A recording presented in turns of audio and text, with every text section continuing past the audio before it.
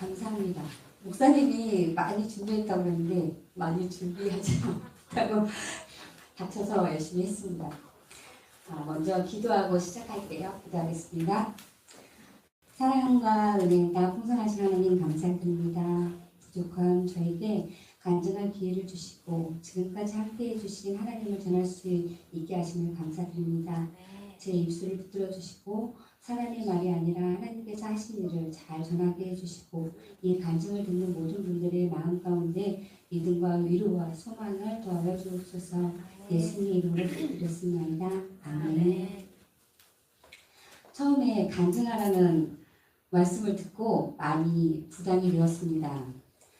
날짜가 다가오니까 정말 화요일 날에는 부담이 돼서 새벽에 눈이 떠지더라고요. 어떻게 전해야 할까 걱정이 되는데 수요일 날 우리 단체톡에 올라온 글귀를 보게 되었습니다. 목사님께서 감사는 환경이 좋아서가 아니라 하나님이 함께 하신다는 믿음에서 나옵니다. 우리도 삶 속에서 받은 작은 은혜를 기억하며 감사하고 하나님이 행하신 일을 다른 사람들에게 전하며 살아가야 합니다. 라는 말씀을 보았습니다. 하나님께서 네가 받은 대로 그냥 나누면 된다라고 말씀하신 것 같아서 부족하지만 그래도 이후에는 조금 마음이 편하게 열심히 잤습니다. 먼저 제 어린 시절 잠깐 말씀드리겠습니다. 저는 산골 아주 작은 마을에서 자랐습니다. 마을에는 집이 세 집밖에 없었고 부모님들은 농사를 지으셨어요. 그리고 윗집에서는 가끔 북을 치면서 막 굿을 많이 했고요. 저희 집도 제사도 많았고 또 할머니께서 같이 살았는데 할머니께서 막 첫 열매가 열리면 바로 먹는 게 아니라 구별하시고 또 새로 이제 떡을 해가지고 장독대나 대문 앞이나 샘 큰 도로에 나가서 비는 모습도 많이 보면서 자랐습니다. 그리고 어른들이 하는 걸 보면 이제 계집을 옮기거나 큰거나 못을 박을 때도 다 손이 없는 날을 막 따지고 그러는 것을 제가 보면서 자랐어요. 그거를 지키지 않으면 집에 우환이 생기고 아픈 사람이 생긴다. 그러면서 저도 자라면 그런 걸 다 따지면서 살아야 되나? 좀 걱정이 되기도 했습니다. 그러던 어느 날 이모 할머니가 저희 집에 할머니 언니니까 오셨어요. 그런데 몸이 아프셔서 오셨는데 단이라는 병이 정확하게는 몰라요. 그냥 그렇게 단이라고 했었어요. 할머니가 단이라고 오셨는데 이제 아프셔서 오셨어요. 이게 배 쪽에 이렇게 두드러기처럼 쭉 나는 건데 이게 한 바퀴 돌아서 여기 오면은 돌아가신다는 거예요. 그래가지고 아파서 오셨는데 동네 사람들이 이제 모여가지고 개복숭아 막 가지를 꺾어가지고 정리를 하고 그리고 또 부엌에서 무슨 준비를 했어요. 그리고 가족들은 집에서 이제 불을 끄고 있는데 밖에서 그 동네 사람들이 와가지고 막 소리를 내면서 그 단을 쫓는 막 그런 행동을 하는 거예요. 막 소리를 내면서 우리는 방 안에 있었죠. 근데 그 후로 이모 할머님이 많이 나았다고 가신 거예요. 그런 걸 보면서 와 영적인 게 있나 보다. 오늘 말씀을 읽은 게 바로 공중권세 잡은 자들, 그의 영을 따르는 사람들은 그거에 매여 있는 사람들은 거기 있는 법칙에 매여 있고 올무에 이렇게 잡혀 있었고 저 또한 그런 인생 속에 살아갈 수밖에 없었는데 하나님께서 그때에도 저를 보시고 하나님께 인도해 주신 것 같아요.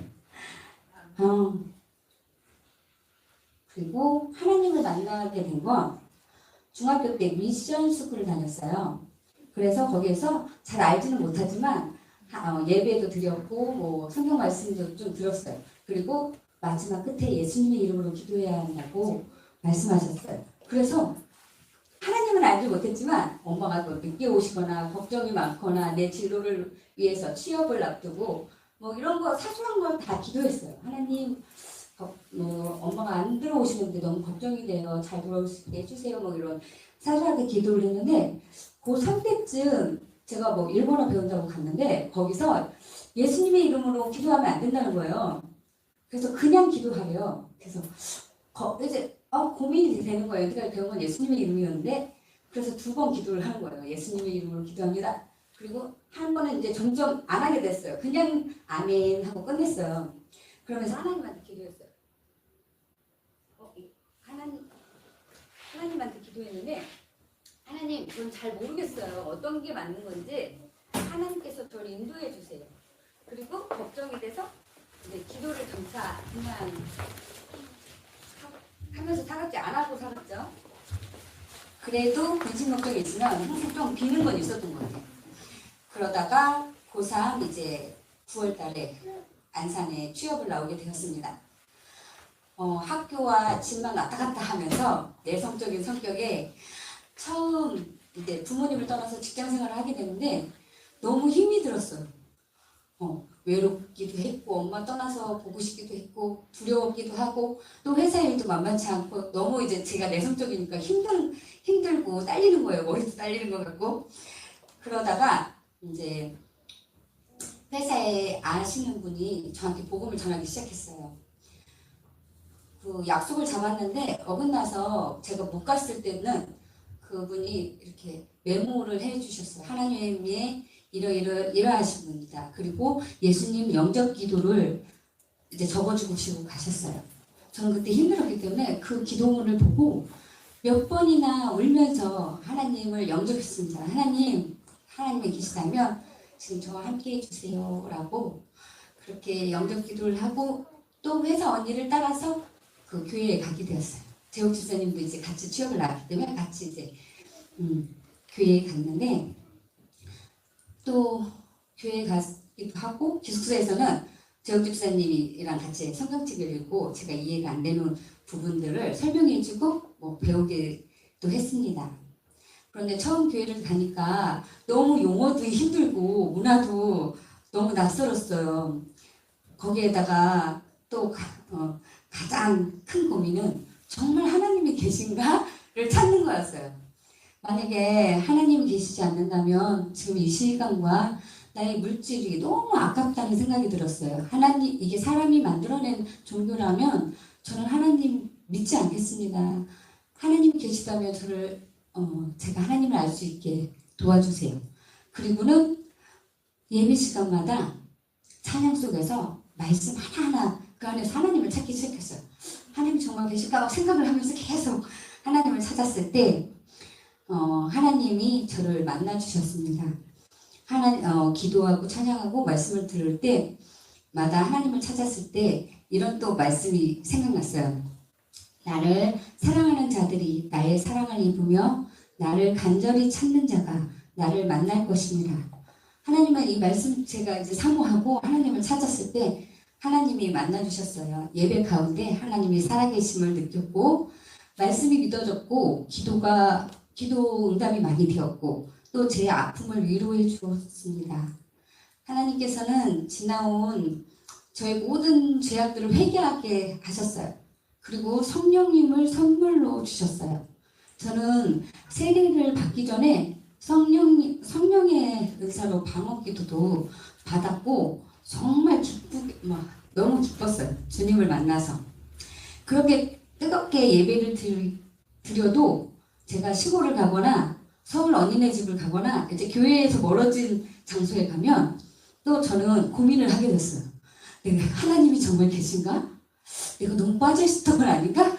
그 왔다 갔다 하는 그런 믿음 있잖아요. 그러면서 내가 하나님을 만난 그 기쁨, 내 기도 응답 이런 건 다 무엇이지? 이게 왔다 갔다 그 믿음이 심어지기까지 참 오래 걸렸던 것 같아요. 그렇게 뜨거운 감격이 있고 체험이 있어도 엎치락치락 막 하더라고요. 그때 하나님께서 또 이런 말씀을 주셨어요. 주께서 신지가 견고한 자를 평강하도록 지키시리니 이는 그가 주를 신뢰함이니라. 그 말씀을 듣고 하나님만 바라볼 때 마음의 평강이 찾아옴을 느꼈습니다. 그래서 신앙생활을 할 때는 혼자 하는 것이 아니라 정말 교회 안에서 사람들과 연합하고 함께해야 된다는 것을 깨달았습니다. 저는 계속 하나님을 더 알고 싶어서 기도했고 또 어린이 성교신 학교에도 가고 교회에서 하는 성경 공부 시온 아카데미 예배 교회를 통해서 하나님을 알아갈수록 하나님의 사랑이 너무 감사했고 감격이 되었습니다. 출근 전, 출근 후 이제 새벽 기도도 했고 그러던 어느 날 제가 회사를 마치고 이제 기도를 하고 교회에 옥상에 올라간 적이 있습니다. 저는 가끔 이제 쉬러 그 옥상에 올라가면 되게 잘 나무도 많이 심어놓고 잘 해놨어요. 목사님이 그쪽에 계셔서 그래서 몰래 가서 이렇게 보고 내려오고 그랬는데요. 그날은 목사님이 누구랑 통화하는 소리가 들렸어요. 그래서 조용히 듣고 있었죠. 그랬더니 그 대부도 기도원 땅을 사셔가지고 그 주인하고 막 땅 문제로 엄청 힘들게 통화하는 것을 들었어요. 그 이야기를 듣고 있는데 너무 속상한 거예요. 하나님이 일을 하는데 하나님이 기도원 만들려고 기도원 땅을 사려고 했는데 그게 하나님이 일을 하는데 왜 저렇게 어려움을 당하셔야 하나. 목사님을 아프게 하는 사람도 속상했고 그 환경이 너무 속상해서 다시 기도실로 내려갔어요. 그리고 무릎을 꿇고 하나님께 기도했습니다. 그때 제가 마침 적금이 3년 전이가 만기되는 그 시점이었어요. 그래가지고 기도를 하면서 하나님께 드려야 되겠다는 마음이 들었어요. 그래가지고 하나님께 드려야지 끝나면 그러고 이러고 있었는데 그런 마음이 드니까 저희 또 아시는 분이 전화가 와서 나 힘드니까 돈 좀 빌려줘라 그러는 거예요. 그런데 난 하나님한테 드린다고 그랬는데 그래서 마음에 갈등이 생겼지만 하나님이 드리기로 결단한 마음을 지키기 위해서 정말 하나님께 온전히 드렸습니다. 오직 너희를 위하여 보물을 하늘에 쌓아두라. 거기는 종과 등록이 헤아지 못하며 도둑이 구멍을 뚫지 못하고 도둑질도 못하느니라. 하나님께서 이제 제가 은혜를 받으면서 그래 하나님 물질을 이 땅에선 도둑이 훔쳐갈 수도 있고 없어질 수 있지만 하나님께 쌓아두는 것은 없어지지 않지. 약간 그런 믿음이 있었거든요. 그래가지고 그걸 드리는데 참 마음이 기뻤어요. 하나님한테 드리는 부족하고 연약한 저지만 하나님께 드리는 삶이 얼마나 감사한 삶인지 그때 또 깨닫게 되었습니다. 그리고 지나 보니까 하나님께서 또 다 채워주시는 것 같더라고요. 아이들도 건강하게 자라게 해주시고 너의 이제 필요한 것들을 채워주시는 하나님을 느꼈습니다. 그리고 기도 응답에 대해 잠깐 이야기하겠습니다. 저는 어린 시절에 어머니가 힘든 시집살이 하는 것을 보고 자랐어요. 그리고 엄마 아빠가 막 싸움을 하면 막 엄청 심하게 싸웠어요. 어머니가 집을 나가겠다고 막 짐을 싸는 때도 있었고, 그리고 또 고부갈등, 할머니하고 엄마의 관계와 고모와 관계, 이 모든 것들이 되게 힘든 것들을 다 보고 자랐기 때문에 저는 결혼에 대한 두려움이 많았어요. 그래서 하나님께 이제 골방에 들어가서 기도할 때 솔직히 이야기를 다 했어요. 하나님, 저는 결혼이 너무 부정적이고 너무 무서워요. 저는 그렇게 이제 시부모를 모시고 음식을 하고 그런 것들을 저는 잘 못해요. 그리고 명절에 시댁을 가야 해서 주일을 빼먹는 것도 싫고요. 저는 며느리 역할을 잘 못하고 주의 일을 마음껏 할 수 있는 그런 집에 시집가고 싶어요 하고 하나님께 기도했어요. 지금 생각해보니까 하나님이 제 기도를 응답해 주신 것 같아요. 아직도. 그리고 또 두 번째는 제가 하나님의 음성을 들은 거예요. 새벽 기도에 나가서 기도를 하고 있는데 우리 첫째 딸이 계속 좀 아팠어요. 감기로 아이를 키우다 보면 뭐 애들이 열이 나고 떨어지고 그러잖아요. 근데 계속 이제 새벽에 기도를 하는데 5일째가 되니까 마음에 근심이 딱 찾아오더라고요. 너무 이거 보통 감기가 아닌가? 큰 병인가? 그러면서 하나님께 하나님 어떻게 해요? 애기가 열이 안 떨어져요. 하고 막 근심이 꽉 쌓여 있을 때 하나님이 마음속에 탁 주시는 거예요. 예은이가 내 것이냐? 그러는 거예요. 네 것이냐? 아니요, 제 것 아니죠. 하나님 것이죠. 그 마음이 드니까 저에게 이제 평간이 찾아온 거예요. 아, 예언이는 내 게 아니지. 하나님 것이니까 죽이든 살리든 하나님이 책임지실 거예요. 그 마음이 갑자기 들었어요. 딱 질문을 하신 거예요, 저한테. 예언이가 네 것이냐? 그래서 하나님 것이니 하나님이 책임지시겠다. 이런 이제 마음이 드니까 마음이 편안해지더라고요. 그 후로 이제 떨어졌어요, 열이. 그래서 감사했고요. 또 두 번째, 저에게 이제 경제적으로 어려운 시기가 있었어요. 분양받았던 아파트도 뭐 팔리고 뭐 건물도 팔고 이제 작은 월세 아파트로 여기 이제 검호동에 이사를 왔어요.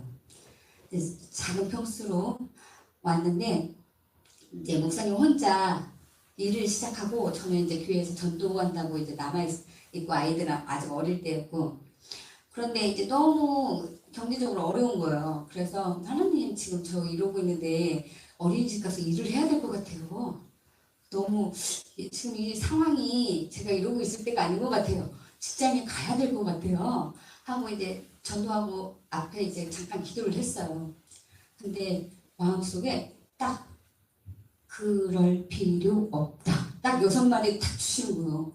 그런 거 그럴 때 그럴 필요 없다. 딱 6마디 주시더라고요. 그래서 천천히 또박또박 그 들려오는 6마디에 너무 신비롭기도 하고 감사했어요. 부족하고 어리석은 저한테도 하나님이 말씀해 주시고 이렇게 제가 기도했을 때 응답해 주신다는 거에 너무 감사했고 하나님은 지금 삶보다 그의 나라와 그의 의를 구하면 이 모든 것을 너희에게 더하시리라 말씀하신 것처럼 하나님의 나라를 구할 때 우리에게 필요한 것들을 하나님께서 채워주신다는 것을 느꼈습니다. 새 신자 때처럼 정말 하나님이 계신가 하고 고민하지는 않습니다. 예전에 잠깐 이런 생각을 했어요. 만약에 제가 죽으면 천국이 없다면 어떡하지? 여러분 생각해 보셨나요? 그러면 내가 열심히 신앙생활하는 게 너무 억울하잖아요. 근데 어느 날 이제 그런 생각 막 고민을 하다가 또 마음속에 또 한 가지 생각과 결론이 났습니다. 설령 천국이 없다 해도 내 인생 가운데 지금 함께 하시는 하나님의 위로와 소망, 기쁨을 주시는 하나님이 지금 같이 계시다는 것만 해도 너무 감사하다. 그렇다고 제가 천국을 믿지 않는 건 아니에요. 그렇지만 지금 이곳에 하나님과 동행하는 삶 자체가 천국의 기쁨을 맛보는 삶이라고 생각이 들었습니다. 지금도 여전히 부족하고 연약하고 죄도 짓기도 하고 실수도 하고 염려와 걱정 속에 있기도 하지만 영원히 함께 하시겠다고 약속하신 하나님이 함께 하기에 저는 기쁩니다. 하나님 감사합니다. 간증을 준비하고 나누다 보니 하나님께 제 삶의 가운데 함께 하셨고 많은 순간 함께 하셨던 많은 것들이 떠오르더라고요. 다 적지 못한 게 좀 아쉽고 또 다음에 또 간증하려면 여전히 걱정하고 부담스럽고 후회할 수도 있는데 하지만 여태까지 돌아보니까 저의 인생 가운데 세밀하게 역사해 주시고 한 걸음 한 걸음 인도해 주신 하나님의 은혜가 참 크다는 것을 준비하면서 더 깨닫게 되었습니다. 부족하고 연약한 저를 포기하지 않으시고 늘 함께 해주시고 붙들어 주신 하나님께 감사드립니다. 또 목사님과 함께 같이 있으면서 하나님께서 놀라운 역사들을 곁에서 많이 보고 체험할 때가 있었어요. 다음에 또 기회가 된다면 함께 은혜를 나누었으면 좋겠습니다. 끝까지 들어주셔서 감사합니다. 기도하겠습니다. 사랑의 하나님 감사합니다. 부족하고 연약한 저를 지금까지 붙들어주시고 인도해주신 은혜 찬양합니다. 어린 시절부터 지금까지 한순간도 떠나지 않으시고 의심 많고 두려움 많던 저를 믿음의 길로 이끌어주셔서 감사합니다.